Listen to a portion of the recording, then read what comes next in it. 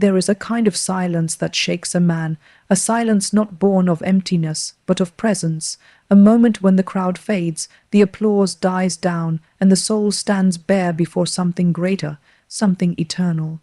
We live in a world allergic to solitude, always connected, always speaking, always watching, but I tell you, there is a power, no, a necessity, in being alone, not the kind of isolation born from pride or bitterness, but the holy solitude where a man learns to tremble, where he learns to listen. Do you think Moses was shaped on the throne of Egypt? No, it was in the wilderness. Do you think David's heart was forged in the palace? No, it was when he was alone with the sheep, singing psalms under an open sky. The men who shake kingdoms are first shaken in the quiet, and yet we run.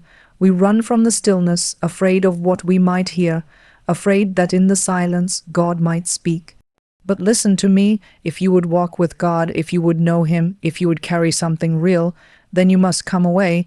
You must be willing to be alone, not once, not just in crisis, but as a pattern of life.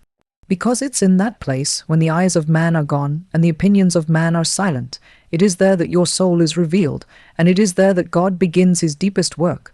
Would you like me to continue the full speech, or just revise this intro further? Aloneness is not loneliness. That simple statement carries weight far beyond the surface, and yet it's something many people never truly understand. We live in a world that's terrified of being alone. We fill our hours with noise, with conversation, with music, with screens. Even in moments where we find ourselves physically alone, we reach for our phones, scroll through lives that are not our own, and try to trick ourselves into thinking we're still connected, still surrounded. But the truth is this: many of us have never tasted true aloneness, and because of that, we've never known its power. Loneliness and aloneness are not the same thing. Loneliness is the ache of disconnection, the bitter hunger for presence, for someone to see us, to understand us. Loneliness often comes even when we're in a crowded room. You can feel desperately lonely while surrounded by laughter, while sitting with friends, even while lying next to someone. That's because loneliness is not about the absence of people, it's about the absence of meaning, the absence of true connection. But aloneness, real aloneness, is something altogether different. It is chosen, not forced. It is embraced, not endured. It's not an empty place, it's a deep one. It's where the surface noise is stripped away, and what remains is honest, raw, and real. Aloneness is not about cutting yourself off from people. It's about turning down the volume of the world so you can hear what actually matters. It is sacred space. It is the soil where clarity grows. Some of the most pivotal moments in a person's life happen in the quiet, not in the crowd, not in the platform, but in the still, lonely places. When you're alone, there's no one to perform for, no mask to wear, no expectations to meet. You're not the version of yourself that others want to see. You're just you. That's why many people run from aloneness. It confronts them with their own reflection. It forces them to reckon with who they really are beneath the surface. And for some, that's unbearable, but it doesn't have to be. See, when you stop running, when you stop filling every gap with distraction, you begin to realize that aloneness isn't your enemy, it's your invitation. It's a doorway into depth, into maturity, into transformation, because in that space you begin to hear your own thoughts clearly. You begin to recognize the lies you've believed, the voices you've let define you. And in the absence of all the noise, you might finally start to hear the quiet whisper of truth. You cannot know yourself until you've spent time alone. You cannot hear the call on your life until you've gotten away from everyone else's expectations. You cannot truly walk with God until you've learned to walk in silence. Aloneness is where character is forged. It's where conviction takes root. It's where compromise dies, because you stop trying to impress everyone and start asking the hard questions that shape your soul. Look at the lives of the people who have truly made a difference, those who have walked with power, who have spoken with weight, who have lived with courage. You'll find that all of them, in one way or another, knew what it was to be alone. They knew the wilderness, they knew the desert, they knew the silence of waiting, but they didn't waste that silence. They let it do its work. They didn't rush to escape it. They leaned into it, It's in the aloneness that you become honest. And honesty is a rare thing these days. We're all so quick to posture, to compare, to brand ourselves into something more impressive than what we really are. But when you're alone, you don't get to do that. You're forced to face the truth about what drives you, what scares you, what defines you, and while that might be painful at first, it's also the beginning of real strength.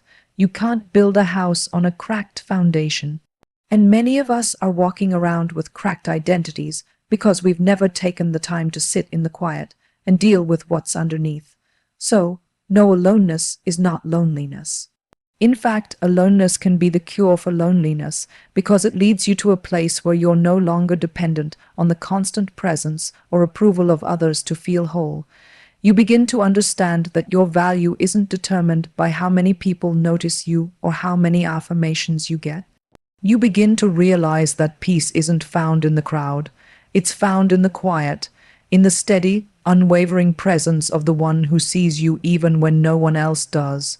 When you've walked through the fire of aloneness, when you've let it strip away the surface level stuff, you come out different. Stronger, quieter maybe, but more grounded, more certain, less shaken by the winds of opinion, because you know who you are, because you know who you've met in the silence, and because you've tasted something the crowd can never give you. This world may never value aloneness. It might label it as strange, as antisocial, even as weak. But those who know. They know that some of the most powerful things are born in silence, that the deepest roots grow in solitude, that the loudest voices are often the ones that spent years in the quiet. So while others may run from aloneness, don't be afraid to walk toward it. Let it shape you, let it confront you, let it break you down if it must, but only so it can rebuild you into something real. Because once you've found peace in being alone, you are no longer a slave to the crowd. You no longer fear being forgotten, because you've already been found in the place where no one else was looking. God meets people in solitude. It's not just a poetic idea. It's a pattern that runs through the entire story of Scripture, through the lives of the faithful, and through the hearts of those who truly seek Him. You can attend every service, memorize every verse, surround yourself with good people, and still miss Him if you've never stepped away from the noise, because the deepest, most intimate encounters with God rarely happen in the crowd. They happen in the quiet, in the wilderness, in the room where no one else is watching. That's where God chooses to reveal Himself in ways He doesn't anywhere else. When you read the Bible with this in mind, you start to notice how consistent this theme really is. Moses wasn't called when he was still in Pharaoh's court. God didn't show up when he was in the middle of power and prestige. No, God waited until Moses had been stripped of everything, his position, his influence, even his confidence, and was wandering in the desert. And there, while tending sheep in obscurity, God appeared to him in a burning bush. That wasn't an accident. God didn't just find Moses out there. He brought him there, because solitude isn't just a place of quiet. It's the place where God speaks. David, the man after God's own heart, didn't learn to worship in the palace. He learned it in the fields alone, watching sheep and writing songs to a God only he could hear. He didn't wait for the spotlight to start seeking. He sought God when no one was looking, and it's no surprise that those private moments became the foundation for the public man. The psalms we still sing today were born in the secret place, not the stage. Then there's Elijah. After the mountaintop showdown with the prophets of Baal, after calling fire from heaven, he runs, he's afraid, he's worn out, and in that deep place of discouragement, God doesn't yell at him. He doesn't appear with thunder. He calls Elijah into solitude, into a cave, and when he finally speaks, it's not in the wind or the earthquake or the fire, it's in a whisper, a still, small voice. God doesn't always shout. Sometimes he waits until everything else is quiet enough for you to hear him. Even Jesus, God in the flesh, withdrew. He was surrounded by crowds, pressed in on every side, constantly pursued, and still, again and again, he went to be alone. He climbed mountains by himself. He rose early before the sun to pray in solitary places. Before choosing the 12, he spent the entire night in prayer alone. In the Garden of Gethsemane, before facing the cross, he stepped away even from his closest friends to be with the Father in the agony of solitude. And if the Son of God needed the quiet to commune with the Father, what makes us think we can go without it? There's something that happens in solitude that doesn't happen anywhere else. It's not just about being physically alone. It's about positioning your heart to hear, to receive, to surrender, because in solitude, there are no distractions to hide behind. There's no performance, no crowd to impress, no spiritual mask to wear. It's just you and God, and in that space, the conversation becomes honest. You don't say what you think you should say. You say what's really inside. The complaints, the fears, the questions you're too afraid to ask out loud, and God in His mercy meets you there, not with condemnation, but with presence. The solitude isn't always comfortable. Sometimes it's dry. Sometimes it feels like God is silent, like nothing is happening. But that silence is not absence. It's invitation. It's preparation. It's the ground where something deeper is growing. Because often, before God uses someone publicly, He meets them privately. He tests them, shapes them, teaches them to walk by faith, not by sight, and He does it when no one is watching. Many people want to be used by God, but they don't want to be alone with Him. They want the fruit without the root. They want the fire without the furnace. But the truth is, if you skip solitude, you'll skip depth. You may still have activity. You might even impress people, but there won't be weight. There won't be the kind of authority that only comes from having been in the presence of God when no one else was around. The greatest intimacy is found in hiddenness. That's where God reveals not just His plans, but His heart. Not just His power, but His presence. That's where He becomes more than an idea or a doctrine. He becomes real, personal, near. You begin to recognize His voice, not because someone else told you what He sounds like, but because you've heard Him yourself. And once you've tasted that, once you've encountered Him in the solitude, you'll never be satisfied with shallow religion again. This is why some people who seem outwardly quiet or unassuming carry such deep spiritual authority. It's not because they've studied more or tried harder. It's because they've spent time in the place where God meets people. They've walked through lonely nights. They've sat in the silence. They've cried out with no one else around. And in that place, they met God. And when you meet Him like that, you don't walk away unchanged. Something settles in your bones, a confidence that doesn't come from charisma, but from communion. We want miracles, but we forget where miracles begin. Not in the noise, not in the spotlight. They begin in the secret place, in the quiet prayers, in the wilderness seasons, in the faithful seeking when it feels like nothing is happening. That's where God shows up. That's where He trains His servants. That's where He births vision, conviction, and power. God hasn't changed.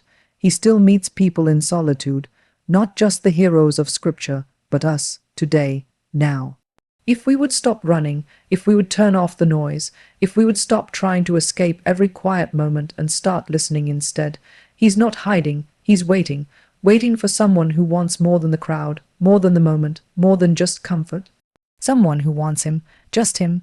And when that desire is real, when it leads you into the quiet, you will find what so many never do, that the God of the universe draws near to the one who seeks Him in solitude. Distractions dilute our calling. That's not just a clever phrase, it's a deep and dangerous truth. You were created with intention, for a purpose that is eternal, not temporary. But in this world, full of noise and endless movement, that calling, your true reason for being, is constantly under attack, and the enemy doesn't always come with chains or violence. Sometimes he comes with a screen, with a notification, with an opportunity that looks good but pulls your heart just 1 degree off course. Distractions don't have to be sinful to be destructive. They just have to be loud enough, constant enough, subtle enough to keep you from hearing the still, small voice that's calling you deeper. Every person who has been given a calling, which is every one of us, has to face the battle of distraction. It doesn't matter how passionate you are, how gifted you are, how clear your vision once was. If you aren't careful, you will look up one day and realize you've been busy doing everything but the one thing God actually called you to do. It doesn't happen all at once. It happens slowly, little compromises, little shifts, a small detour here, a new obsession there, and over time, you're not running after the mission, you're drifting from it. And the scariest part is, you might not even notice it until the fire is gone. Distractions are dangerous because they feel harmless. They dress themselves in productivity. They masquerade as rest. They convince you that your pace, your schedule, your priorities are normal, even admirable. But all the while, your soul is shrinking. Your hunger for truth is fading. The urgency of your calling is getting quieter. You stop praying like you used to. You stop seeking. You stop asking the hard questions that once drove you to your knees. And instead, you start filling your days with motion, but not mission. We live in an age where attention is currency. Companies fight for it. Algorithms are designed to hijack it. And if you don't take control of your focus, someone else will. You might say you're too busy to seek God, too overwhelmed to pursue your calling, too tired to press in. But the truth is, it's not just about time, it's about attention. Your soul follows your focus. And if your focus is scattered, your soul will be too. You cannot live with clarity while feeding on chaos. You were not made to be entertained endlessly. You were not created to be updated constantly. Your heart was made for something deeper, something eternal, something holy, but that calling, that divine invitation, will not compete with the noise. God is not in the business of shouting over distractions. He whispers and he waits, and if we're too consumed by lesser things, we will miss the very thing we were born to do. Look at the life of Jesus. He was constantly surrounded by needs, by people, by potential distractions. Yet he moved with clarity. He knew when to walk away from the crowd. He knew when to say no to what looked like good opportunities. He even walked away from people who were asking for miracles, not because he didn't care, but because he was focused. He knew his purpose, and he refused to be pulled in every direction by every demand. That's not selfishness, that's obedience. That's what it means to be free from distraction, but we often don't live like that. We chase every open door, we say yes to every request, we fill our calendars to the brim and call it faithfulness, but sometimes faithfulness looks like pruning. It looks like saying no to the good so we can say yes to the best. It looks like turning off the noise, stepping away from the feed, cutting off the things that fill our time but drain our spirit. It means protecting the flame, because your calling is not just about what you do, it's about what you protect. And if you don't protect your focus, you will lose your fire. We like to talk about running the race, but we forget that runners don't carry baggage. They strip down, they focus, they lock their eyes on the finish line and refuse to be swayed.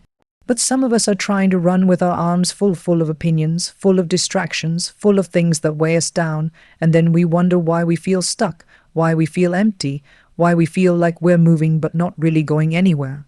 It's not that the race is too hard, it's that we've picked up things we were never meant to carry. There are voices you were never meant to follow. There are platforms you were never meant to build. There are opportunities that look like blessings but are actually distractions. And if you don't have the discernment to see them for what they are, you will spend your life pursuing something God never called you to pursue. You might succeed in the eyes of the world and still miss the mark in the eyes of heaven. Calling is costly. It demands focus. It demands time in the secret place. It demands a refusal to be swept up in the current of everyone else's pace. It means being different, not for the sake of being different, but because you've seen something others haven't. You've heard a voice they're too distracted to hear. You've felt the weight of eternity in your bones, and you can't waste your life chasing shadows. You know that distraction is not neutral. It's a thief. It steals time, it steals passion, it steals obedience, and slowly, almost imperceptibly, it steals your life. There are people who will never walk in their calling, not because they weren't gifted, not because they weren't chosen, but because they were distracted. That's a tragedy, that's a loss, and it doesn't have to be yours, but you have to fight. You have to fight for focus, fight for stillness, fight for the ability to say, "This is what God has asked of me, and I will not trade it for noise." Every day you wake up, you are making decisions about your calling, not just in the big moments, but in the small ones, what you give your time to, what you give your attention to, what you allow to fill your heart. And over time, those decisions will either lead you deeper into your calling or further away from it.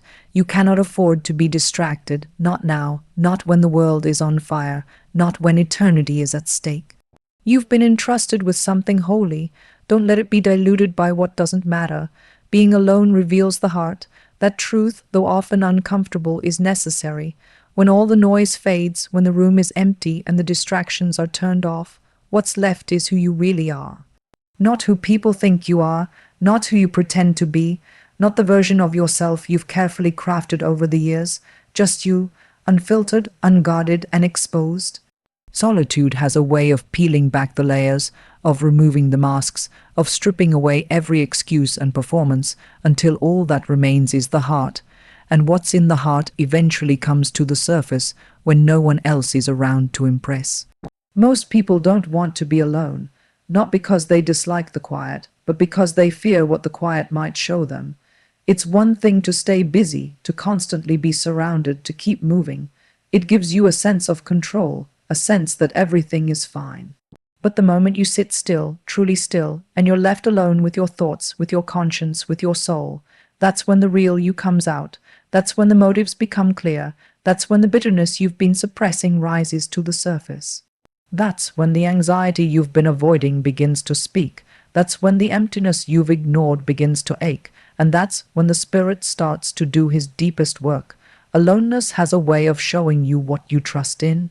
Because when the props are removed, when the affirmation of others, the busyness of life, the distractions of entertainment are stripped away, you begin to see what your soul clings to. Some people discover in those quiet moments that they've been building their life on opinions. Others find they've been feeding on approval, and others still realize that their identity has been shaped more by pressure than by purpose. And it's painful, yes, but it's also mercy, because God cannot heal what you continue to hide. He cannot purify what you refuse to bring into the light, and he often uses solitude to shine that light on what's been buried beneath the surface. When you're alone, your prayers change. You don't pray like you do in a group, where the right words can make you sound spiritual. You stop posturing, you stop editing your emotions, you start saying things that surprise even yourself. You confess things you've been too proud to admit. You ask for things you were too ashamed to need. And in that place, raw, honest, trembling, that's when heaven leans in, not because your words are perfect, but because your heart is finally honest. Solitude is not punishment, it's invitation.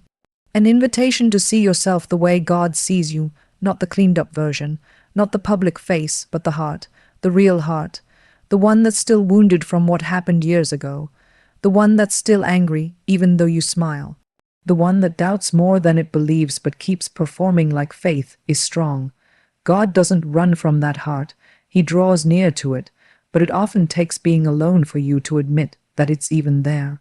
That's why the wilderness seasons in life matter, not just the physical ones, but the spiritual ones, the lonely seasons, the quiet seasons, the ones where nothing seems to be moving forward. Those are the times when you discover what's really inside you. In the wilderness, the applause fades, the crowds are gone, the platform is empty, and what's left is the condition of your soul. Some people discover they're full of pride, others resentment, others fear, and some just emptiness. But no matter what rises to the surface, it's not exposed to condemn you, it's exposed to change you, because God doesn't reveal what's in your heart to shame you, He does it to heal you. Being alone reveals not just what's wrong, but what's weak. It shows you where you've been relying on your own strength, where you've been faking peace, where you've been living on borrowed convictions. In community, it's easy to mimic faith. In solitude, the imitation crumbles. It's there that you find out whether you really believe what you say, whether you really trust the one you claim to follow. Because when no one is watching, and no one is affirming, and no one is applauding, do you still follow? Do you still pray? Do you still worship? Or do you only seek God when there's a reward? The testing of the heart in solitude is not to destroy you. It's to ground you, because a heart that has been exposed in the quiet can be strengthened for the storm. A heart that has been purified in solitude will not be swayed by popularity, and a heart that has been shaped in hiddenness will carry weight when it steps into the light. That's why the quiet seasons matter more than we think. That's why the nights where tears are your only prayer aren't wasted. That's why the long walks, the unanswered questions, the aching silence, they all matter. Because it's in those moments that the foundations are being laid, not seen, not praised, but deep, secure, lasting. You can't fake character in solitude. You can't fake hunger. You can't fake humility. You either have it or you don't, and the alone place will reveal the difference. But that's not something to fear, it's something to embrace. Because until you know what's in your heart, you cannot truly surrender it. Until you've seen the pride, you won't crucify it. Until you've seen the fear, you won't confront it. Until you've seen the emptiness, you won't cry out to be filled. And it's that cry, the one that rises not from performance but from desperation, that God answers. Many want to be used by God, but few want to be searched by Him. They want the calling, but not the confrontation. They want the influence, but not the inspection. But the Lord still searches hearts, not to crush, but to cleanse. Not to accuse, but to align. He still takes people into the quiet, not to abandon them, but to meet them, to strip away the things that don't belong, to anchor the soul in something unshakable, and often the first step in that process is to get alone. Because when you are alone, the noise stops, and when the noise stops, the truth speaks, and when the truth speaks, the heart is revealed, and once the heart is revealed, God begins the work that no man can do. Not from the outside in, but from the inside out, where it matters, where it lasts, where the roots grow deep and the fire never goes out. Aloneness prepares us for obedience. It may not feel like it at first. At first, aloneness feels like silence, like absence, like everything you thought you were building your life on is suddenly quiet. It feels like you've been set aside, maybe even forgotten. But in the kingdom of God, before He ever sends a man or woman to stand in the public place, He first calls them into the secret place. Before obedience becomes visible, it must be formed in solitude. There, in the quiet corners of life, when no one is watching and no one is cheering, God trains the heart to respond, not to crowds, not to applause, not even to results, but to His voice alone. Aloneness is the ground where God strips you of every crutch. It's where your dependence on outcomes, your need for approval, your hunger for visible progress is confronted and, by mercy, removed. Because true obedience isn't rooted in what we see, it's rooted in who we trust. And trust isn't tested in comfort, it's tested when the road is dark and the answers are few. It's in the hidden place, the lonely seasons, that obedience is shaped, not as a strategy, but as surrender. A laying down of your will, your preferences, your need to understand, and that doesn't come easy. It's forged in the fire of stillness. You see, when you're surrounded by voices, it's easy to confuse agreement with obedience. If everyone nods along, if the crowd approves, if the door opens, you assume it must be right. But what happens when the only voice you hear is God's, and it tells you to do something that makes no sense to your flesh? What happens when that voice tells you to wait when everyone else is moving, to go when others are staying, to speak when silence would be easier? It's in the place of aloneness that those answers are formed. Because in that place you stop needing the confirmation of man to obey the command of God. The great acts of obedience in Scripture didn't begin in the moment they happened. They began long before, in the hidden place. When Abraham left his home, it wasn't a public decision. It was forged in the quiet moments of trust. When Moses stood before Pharaoh, that boldness was born in years of obscurity in the desert. When Jesus walked into Gethsemane, it wasn't just the weight of the cross that pressed on him. It was the lonely agony of surrender. He was alone, wrestling, praying, sweating blood. That is where obedience is proven. When there's no crowd, no comfort, just a decision to say, "Not my will, but yours." Aloneness isn't the absence of calling. It's often the proving ground of it. It's where the heart is tested, not just in desire, but in durability. Do you still obey when it costs you something, when it leads you away from comfort, from logic, from what others expect? It's easy to obey when obedience rewards you instantly. But what about when obedience delays blessing? When it leads you into more uncertainty, more quiet, more stillness? That's when the roots go deep. That's when obedience stops being a performance and starts becoming a posture. There's something sacred about doing what God says when no one sees. Something holy about responding to his voice when there's no benefit but his pleasure. That kind of obedience can't be faked. It's born in solitude. It's born when the heart learns to echo the words of Samuel, "Speak, Lord, for your servant is listening." That phrase wasn't shouted from a stage. It was whispered in the dark, a young boy, alone with God, learning to hear, and once he heard, he obeyed, not because it made him popular, not because it made him safe, but because he had been trained in the quiet to listen and respond. That's the kind of obedience that lasts, the kind that doesn't need to be seen to be real, the kind that doesn't crumble under pressure, the kind that's been refined in the wilderness, purified in the silence, strengthened in the secret place. And without that kind of obedience, all our action is noise, all our service is self, all our ministry is performance, because without the training of aloneness, our obedience becomes conditional. We obey as long as it benefits us, as long as it's understood, as long as it fits our timing, but true obedience doesn't work like that. True obedience is anchored. It's not blown by the wind of opinion or preference. It is fixed on the one who commands, regardless of what that command costs. In the quiet, God removes the distractions that distort your obedience. He silences the fear of man. He exposes the subtle pride that wants to be seen. He untangles the motives you didn't even know were twisted. And he does it gently, firmly, but gently, because he knows what's ahead. He knows that the road of obedience is not always smooth. He knows there will be resistance, sacrifice, rejection, and so he prepares you in the place of solitude, so that when the test comes, your answer is already decided.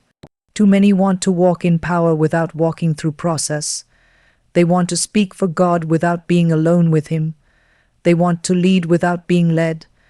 But the men and women God uses are the ones he first isolates, not to harm them, but to refine them. He calls them into the desert, like John, into the backside of the mountain, like Moses, into the cave, like Elijah, into the wilderness, like Jesus, and there, in the stillness, he does the work that no public ministry could ever accomplish. He breaks the fear, he builds the faith, he teaches the voice, and he forges obedience not in the eyes of men, but in the fire of hiddenness. So if you find yourself alone, not just physically, but spiritually, don't despise it.